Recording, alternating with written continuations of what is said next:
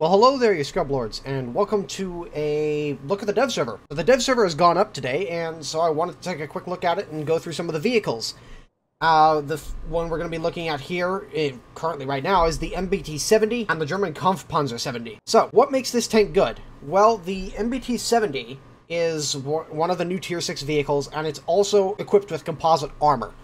It also has a very, very fast-firing and very effective 152mm XM150E5 gun launcher. And this thing is just incredible. It can do so many things.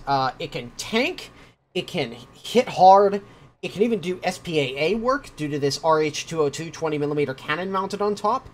The hull traverse on it is fantastic. The top speed is amazing. The reverse speed is incredible. There are very few things this thing cannot do on the battlefield. And this is... If this thing was not Tier 6, then this thing would be completely overpowered, honestly.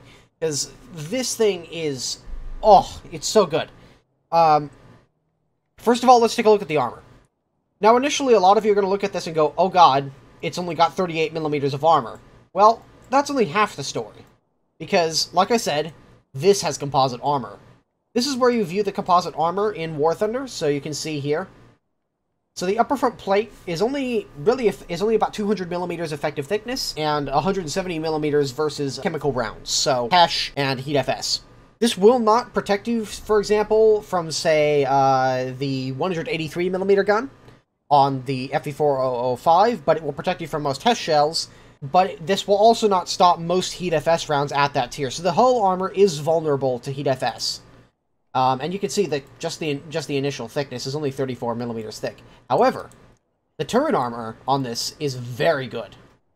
If you look here, you've got 320mm against kinetic ammo, and then 280mm against chemical rounds. So it still won't stop the highest of penetrate. It still probably won't stop 400mm penetration shells of Heat FS, but it will stop some of the early APDS rounds and some of the early APFSDS rounds. It can potentially stop those.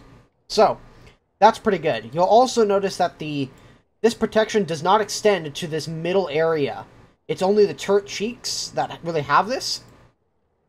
And you can see, if you're looking down into it, it's just 2 layers of spaced steel armor. Also, the composite wraps around the base of the RH202 20mm cannon. So, trying to shoot this thing from the side, you're going to get the same thickness on it. So what you're going to really need to do is aim for the hull if you want to get through the side armor. Speaking of the side armor, it's very, very thin. As you can see here, 23mm thick, 35mm thick. It will not take much to basically overmatch this armor on the side. So my recommendation is get into a hold down position and utilize the gun depression of the vehicle and the hydropneumatic suspension to further get yourself hold down and in a protected position and just put that gun to work. Alright, before we jump into a test drive here, we're going to take a look at its ammunition. So, the MBT 70 and the Kampfpanzer 70 are equipped initially with the XM578E1 APFSDS round. Now, when they mentioned the dev blog for this thing, they said it would fire APDS, and I was very concerned about that because it really should be firing APFSDS. Thankfully, it does. And you can see here the penetration on it is quite good. 380mm at 10 meters at 90 degrees, but you'll notice at 2,000 meters it'll still penetrate 320mm of armor, which is pretty darn good overall. And the muzzle velocity, 1478 meters per second, that's fantastic. Also, because it is being fired out of a 152mm gun, while the projectile itself is not actually 152mm in diameter, it is significantly more powerful. And it delivers a lot of damage on impact. The other round you get is the M409A1 heat round. It is not a Heat FS round, but it is a standard heat round. And you can see here, it has 354mm of penetration, significantly less than the armor-piercing fin-stabilized discarding Sabo. Honestly, I don't see much use for this heat round, and I would recommend just not bringing it at all, because it's really not worth it. Your APFSDS does more damage, and on top of that, it has higher penetration against angled armor anyways. So I would skip out on this heat round as of right now, and I would move towards the Shillelagh missile. It's also got a smoke round, and the smoke round I'll shoot off in the test drive, and you will see that it creates a very, very large smoke cloud.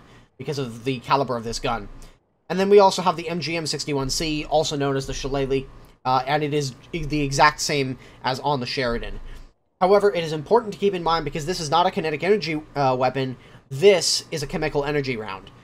And chemical energy rounds against composite armor do struggle. So, keep that in mind when using this ATGM.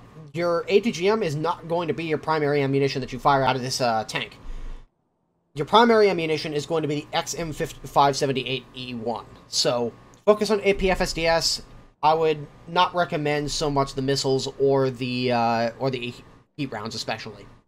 However, smoke rounds are very useful, and you can see that in the rate of fire when I go over to the Kampfpanzer 70. Now, this thing has a 6-second reload rate. Part of that is supposed to be an auto-loading mechanism. However, for whatever reason, because even though it has an auto-loading mechanism, the reload time on this gun, if it has a true autoloader, it should not be able to be reduced in terms of its reload rate. However, this is the very first version of the test server, so keep that in mind. All of this stuff is subject to change. These vehicles could change radically from the time we see them right now to the time they get introduced into the game. So do keep that in mind when I'm talking about this sort of thing. But going back to it, we'll just use the Kampfpanzer 70 right now. It's the same tank. The only difference between these two vehicles is a slight difference in horsepower. This is 1,500 horsepower, and the MBT 70 has a 1,475 horsepower, as you can see over here. They both have the same top speeds.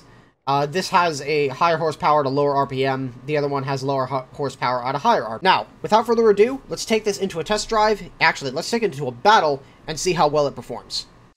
Okay, so we're here on Kursk, and so this should be an interesting map. There's plenty of open ground.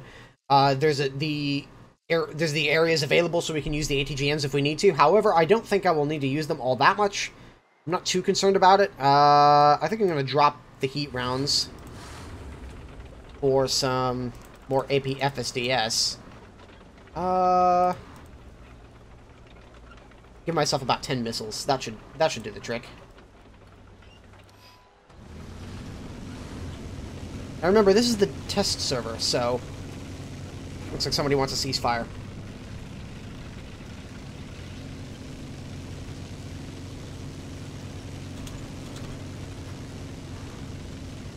That's the nice thing about the test server. With so few vehicles, with so few people on each side, you can generally organize a truce.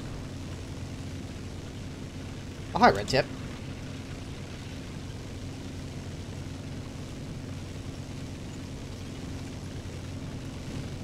Now, I've gotten to play this tank on stream a little bit earlier, and this thing is just incredible. You can see the top... I mean, you can see the speed on this thing. I'm doing 50 kilometers an hour. I mean, and this is medium ground. Like, this isn't soft ground, but it's not but it's not hard ground either. See, that's 60 kilometers an hour. This is realistic battles, by the way. This is not arcade. And this is one of the few vehicles I've actually seen be able to reach 60 kilometers an hour on this sort of terrain.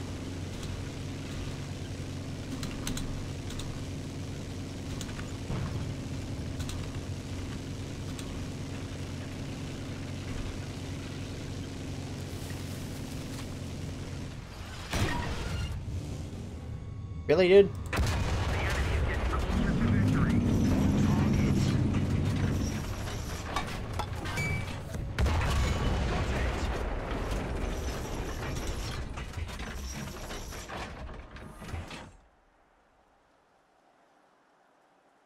I thought we agreed to a ceasefire. He shot first. I didn't. I could have shot him way earlier. By the way, for people who think that this thing will just be totally invincible to anything at Tier 5, that's not true. The lower plate is only 76 millimeters thick, and it has no composite armor behind it. The upper front plate and the turret are the only places where there is composite armor.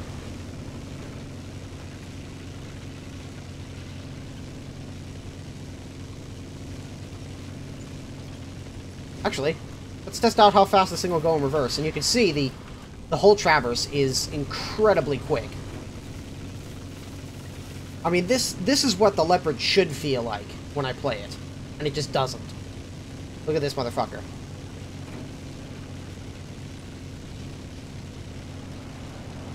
"50 kilometers an hour? I think I can do 60. I mean, I think it does the exact same at speed forward as it does in reverse. Now we're doing 50.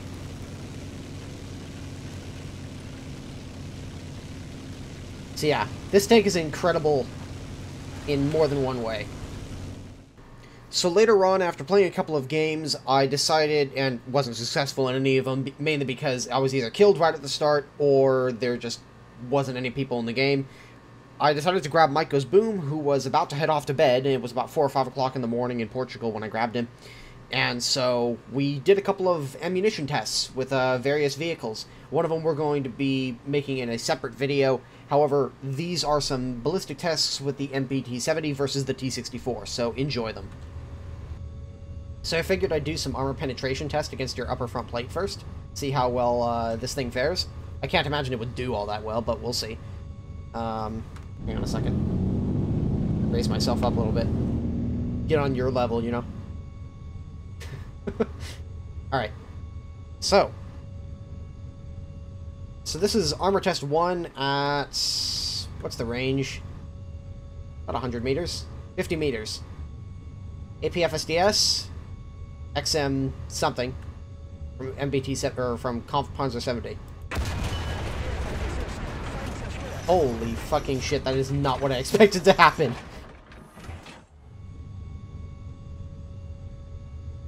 Didn't really look like Cologne. Yeah, I guess that's true. Then again, it's very loosely based on Cologne. Alright.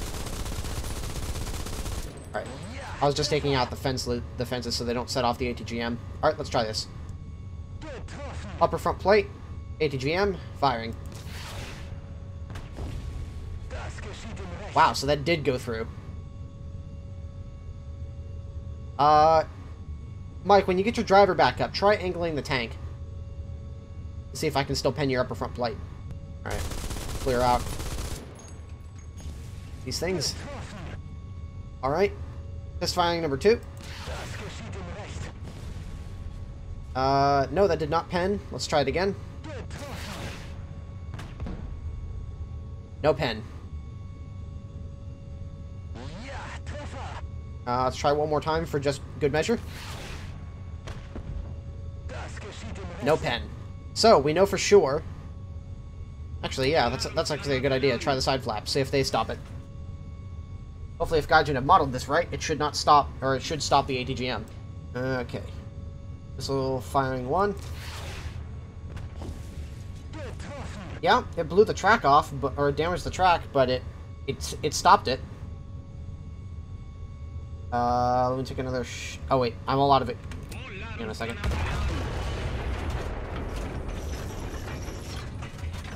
Yeah. Yeah, so it does work. Those plates will stop it. Let's see if it'll stop a kinetic energy round on your upper front plate. And it looked like I missed. That went through the lower plate, so that was always going to go through. 425, so about there.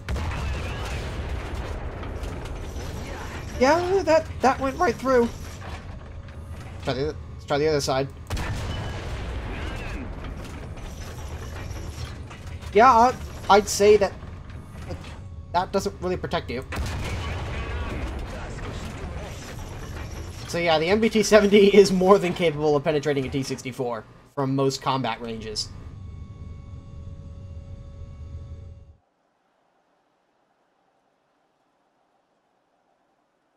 Especially just with the stock ammo. Like, frankly, you don't need any other ammo for this tank.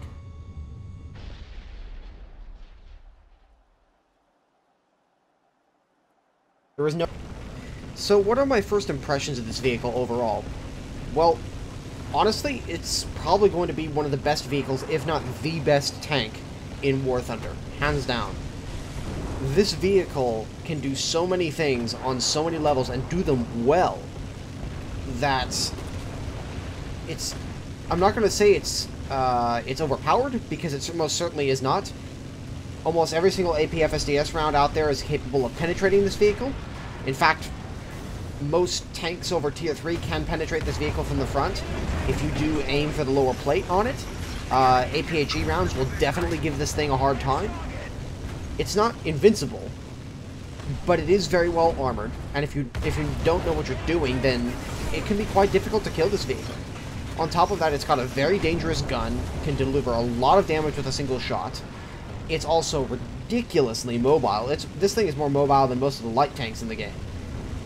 It can do 60 kilometers an hour in both forward drive and reverse, which is insane.